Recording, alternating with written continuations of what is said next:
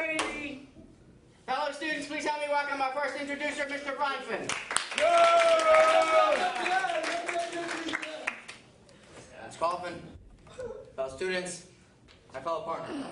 Our next speaker will be discussing the subject of moon landing. He has been to many moons, including those of Saturn, Mars, Venus, and even Pluto. He studied moons for many moons at the University of Texas. He graduated with top honors in his class with specialties in moon dust and moon golf. He has the biggest, most impressive, and most beautiful collection of moon rocks. Today, he'll discuss one of the most interesting moon topics out there. What did man do on the moon? The purpose of his speech is to exhibit and reinforce all his public speaking skills he has learned this year. He'll focus on hand gestures, eye contact, transitions, humor, and vocal variety. He'll have between 3 and 5 minutes to speak. The green card will be held up at 3 minutes, the yellow card at 4, and the red at 5. He'll then have 30 seconds to conclude. The title of his speech is The Moon Landing. The Moon Landing. Please help me welcome our next public speaker, Yitzy Simon!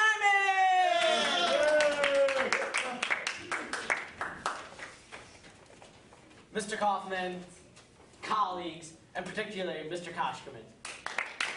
July 20th, 1969, a day that the whole world held their breath as one brave man went where no other had ever been before. He left all his safety behind as he journeyed into the unknown.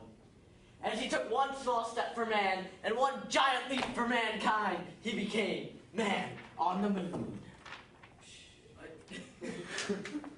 Today I will be sharing with you my thoughts on the moon landing and share what really happened up there.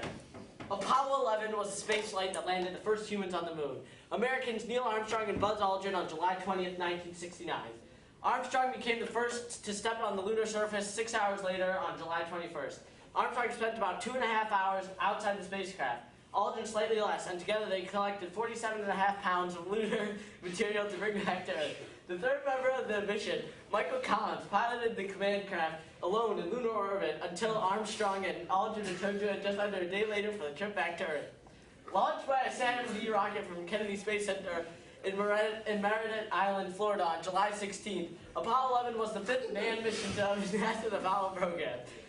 The Apollo spacecraft had 3 parts: a command module with the cabin for the 3 astronauts, and the only part that landed back on the Earth. A service module, which supports the command module with propulsion, electric power, oxygen, and water, and the lunar module for landing on the moon. After being sent towards the moon by Saturn V's upper stage, the astronauts separated the spacecraft from it, and traveled for 3 days until it landed in the Sea of Tranquility. They stayed a total of about 12.5 hours on the lunar surface. After lifting off in the upper part of the lunar module and rejoining Collins in the command module, they returned to Earth and landed in the Pacific Ocean on July 24th. Broadcasted on live TV to a worldwide audience, Armstrong stepped off the lunar surface and described the event as one small step for a man, one giant leap for mankind. Apollo 11 effectively ended the space race and fulfilled a national goal proposed in 1961 by the U.S. President John F. Kennedy in a speech before the U.S. Congress, before this decade is out, of landing a man on the moon and returning him safely to Earth. But is that the only moon landing story? No. In July 2006, the world held their breath once again, but this time in a very different way. As 3 small men took a step for their kind, they made a giant leap for evil. Tim, Bob, and Stuart, under the direction of Gru, stole the moon.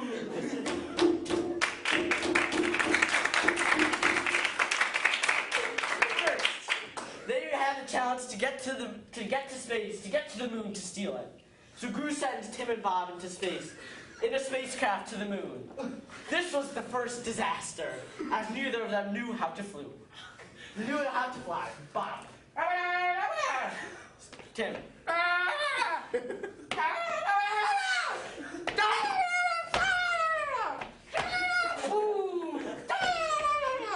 Eventually, they made it, they shrank the moon, and brought it back to Earth. But it was not long before disaster struck again. The moon was stolen by a rival villain. As As they chased down the moon, it began to grow and grow and grow. And we see the minions once again.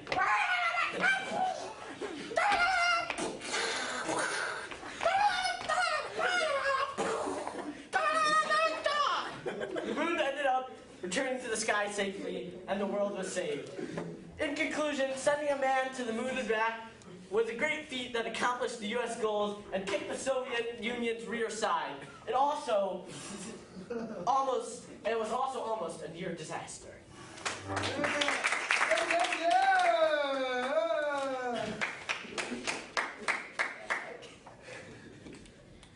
Ms. Kaufman, fellow students, my partner Yitzy Simon. Next couple of minutes, I'd like to discuss the point of a speech, the strong points, and the points of improvement. The purpose of a speech was to tell us the first time that man landed on the moon. He also told us about other instances where people stole the moon. The strong points of his speech was the amount of history he heaped on us. So much, so good, so plentiful. He used so much funny humor, as humor tends to be funny. Some points that he could have improved on maybe was his giggling. He was giggling throughout the whole speech. It was very good, but when you use your own humor, it looks bad when you giggle at your own jokes. It's like, so I went to the store, it looks like no one finds it funny. Even though people did find it funny in this instance, not that time. So in conclusion, my partner had a wonderful speech, but you can definitely cut down on the giggling. Yeah.